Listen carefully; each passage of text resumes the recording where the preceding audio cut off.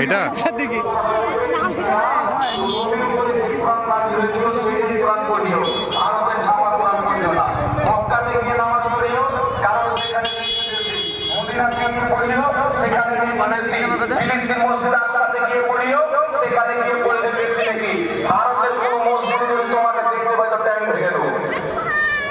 বলতে পারবেন কি পারবেন না? এদের মতন জাহিল আল্লাহর কসম খেয়ে বলি জমিনের মাটিতে কেউ নাই। আবু জেহেল এদের চাইতে ছোট জাহিল, এত বড় জাহিল, জানার সত্ত্বেও হাদিসে লুকায়, জানার সত্ত্বেও ইমামদের কথাকে লুকায়, জানার সত্ত্বেও শরীয়তকে লুকায়, আর নিজের মতলবের যেগুলো আয়াত, নিজের মতলবের যেগুলো হাদিস, সেইগুলো হাদিসকে ব্যবহার করে আল্লাহ রাসূলের পাদ্রীরা পুরো গ্রাম ঘুরবো। মুসা নবীর শানকে বাড়িয়ে বাড়িয়ে বলতো, যেখানে নবীর শান দেখতো কলম চালিয়ে দিত, আয়াতকে মিটিয়ে দিত। তাই এখন পর্যন্ত বাইবেল দেখবেন, ওই বাইবেলের মধ্যে অনেক তাহরিম করে দিয়েছেন, কিন্তু বাইবেল এক জামানাতে 4 লাখ ইঞ্জিল ছিল, আসমানি কিতাব আল্লাহর কালাম ছিল, কিন্তু তাদের পাদ্রীরা তাকে বদলে দিয়েছে। সেই রকম ভাবে তারা ইসলামের বিষয়কে থাকে, ইসলামের বিষয়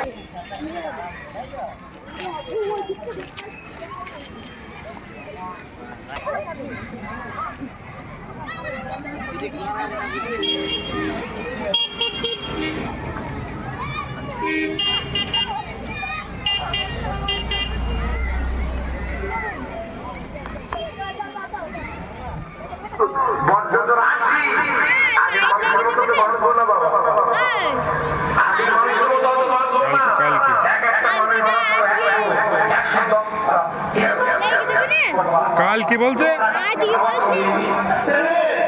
খাবে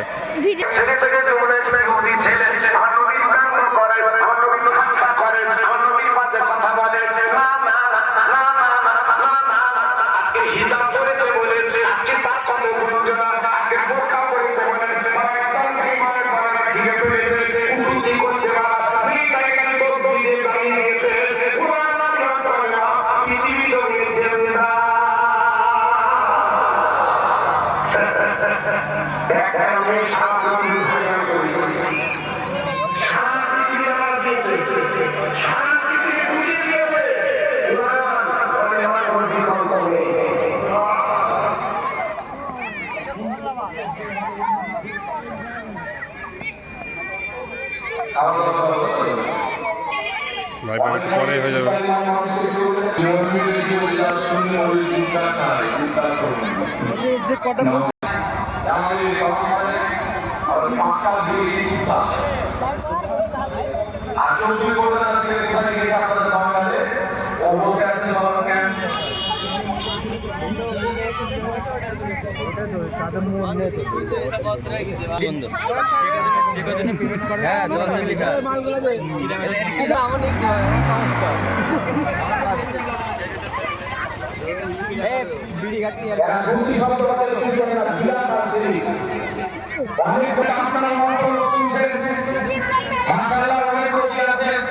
কিন্তু আমার নিজের ভাই আছে,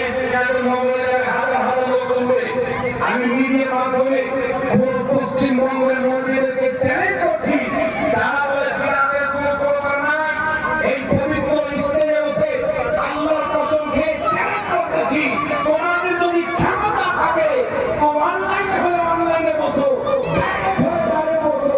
আমি প্রমাণ করবো বিরাট ভালো হয়, বিরাট খারাপও হয়। এইবার আপনাদের সম্মুখে আমি দেখাবো মৃত্যু ব্যক্তি নামে কোরআন তেলাওয়াত। আপনাদের সম্মুখে একটি হাদিস পড়ে শোনায়। وأخرج ابن النجار في تاريخه عن أبي بكر الصديق رضي الله تعالى عنه قال قال رسول الله صلى الله عليه وسلم من زار قبر والديه أو أحدهما في كل جمعة فقرأ عندها ياسين غفر الله له بعدد كل حرف منها। এই হাদিসটি রয়েছে আপনার ইমাম জালালউদ্দিন সুয়ুতী তাফসীর কুরআন মানসুরে 740 নম্বর পৃষ্ঠার মধ্যে লিখেছেন।